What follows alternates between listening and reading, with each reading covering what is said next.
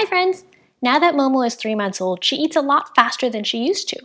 I'd be lucky if she took more than 1 minute to inhale all her food. She really wolfs it all down.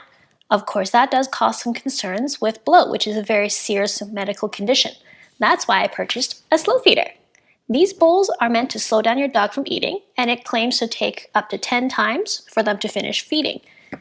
I don't know if that's true, but hopefully it is. The shipping was a bit long, so while I was waiting, I did make my own DIY slow feeder. It sounds more impressive than it actually is. Let me show you what I mean.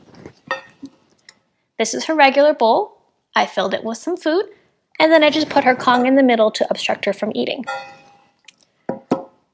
I don't know how effective the slow feeder is, so I'm going to be recording some videos for you to take a look and check out for yourself, and you can be the judge.